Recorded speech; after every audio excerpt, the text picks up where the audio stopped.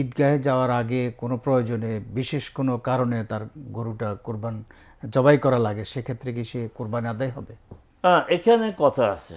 প্রথম কথা হচ্ছে না, সলাতের আগে, ঈদের সলাতের আগে কোরবানি করা যাবে না, কোরবানি করা যাবে না। হ্যাঁ, এখন পরিস্থিতি যদি এমন হয় যে এই গরুটা হঠাৎ করে তার আরেকটা গরু গুতা দিল, এমন আঘাত পাইলো যে মরে মরে যায় অবস্থা, জি, তখন আপনি জবাই করবেন, এটা হয়ে যাবে। এটা কারণের, বিশেষ কারণে ঘটনাটা ঘটেছে, কিন্তু আপনি ইচ্ছা করে এই কাজ করতে পারবেন না। রাসূল সাল্লাল্লাহু আলাইহি ওয়াসাল্লাম তো ধারাবাহিকতা শিখিয়ে দিয়েছেন, ঘর থেকে তোমরা এক পথে বের হবে, তাকবীর দিয়ে বের হবে, নামাজে শামিল হবে, নামাজ শেষ হয়ে ঈদের দিনের করণীয়। আবার অন্য দিক দিয়ে ফিরে আসবে, গোসল ইত্যাদি ইত্যাদি সব সিরিয়াল জিনিস।